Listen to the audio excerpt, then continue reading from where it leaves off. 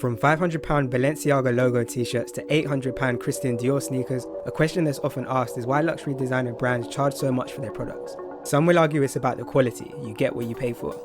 Today, I decided to take a closer look at the different factors behind the high and still rising luxury fashion prices. Luxury brand prices have always been high, but over time, prices have risen at rates which far exceed general inflation levels. A logical starting point and one of multiple influences on high prices are the growing costs involved. Luxury designers tend to work with higher quality materials than your average brand would, and this has an impact on how they'll price a certain product. On top of that, rising raw material costs due to supply shortages or increases in demand ultimately affect the final prices faced by consumers. Many high-end brands like Hermes or Louis Vuitton also have the bulk of their products manufactured in European countries, meaning that overall labour and manufacturing costs are going to be greater than if the same process were to take place in Asia, for example, a continent in which many other brands take advantage of some of the cheapest production costs in the world.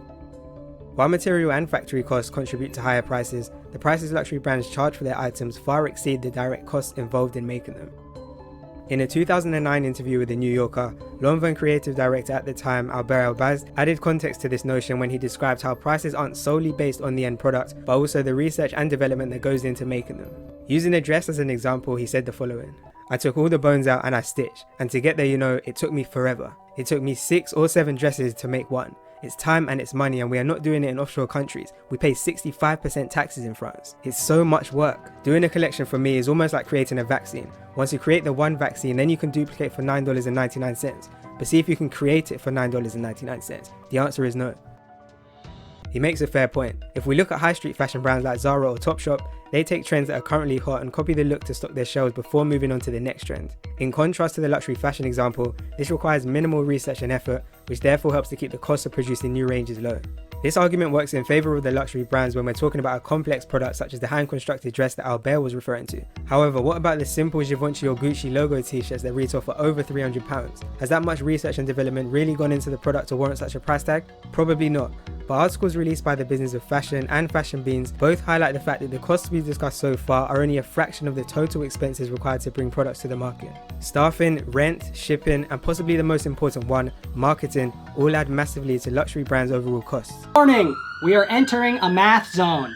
It's not going to last long, but it's going to be worth it in the end. Stick with me. So, cost to wear ratio. First things first, you're going to take the entire cost of the piece that you want. So for me, the jacket was $750 plus California sales tax, brings it to $823.13.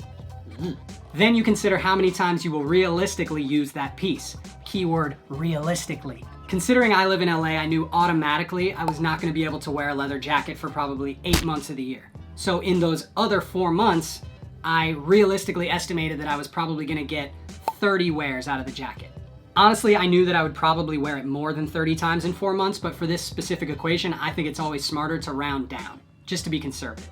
So then what you're going to do, you're going to take the total cost and divide it by the number of wears. So $823.13 divided by 30 wears, that's putting me at $27.44 every single time I wear that jacket. To be honest, that felt a little high to me. That was a little more than I wanted to spend, but as I considered it, I realized that this jacket was so timeless. It was such a classic wardrobe staple that I would realistically be able to wear it for the next 5 to 10 years. I mean, it's 7 years from when I bought it and I'm still wearing it. So if I'm wearing it for 10 years, 30 times a year, that's all of a sudden 300 wears. So I divide the total of the jacket by 300 instead of 30, and all of a sudden I'm at $2.74 per wear. That's less than an orange mocha latte frappuccino. I was honest with myself that I would be able to wear this jacket for years to come and treat it as an investment piece, so the original price tag was more doable. So total cost divided by the number of times worn equals how much it's costing you every time you use it. The cost to wear ratio. Whoa. Now before you go run off and make a bunch of crazy purchases that you can't afford, there are a couple of other things that I want you to consider. First off, how trendy is this piece? If you've got your eye on a pair of Balenciaga sneakers, realistically you're only going to get 50 to 100 wears out of them. Because they are such a trendy piece, they're going to fall out of fashion in a year or two and you're not even going to be able to wear them. This is something that would not be considered a smart purchase using the cost to wear ratio. I feel like a math teacher, this is wild. However, a great pair of boots or dress shoes are going to have a much longer lifespan, allow you to wear them a lot more, therefore bringing down the cost per wear. Sneakers in general are just kind of tough because they're never gonna last as long as boots or a great leather jacket or a bespoke suit. And 2, You have got to be willing to keep it real with yourself. I have gone to some crazy lengths in the past to justify purchases because my desire to own it was much stronger than my ability to be logical.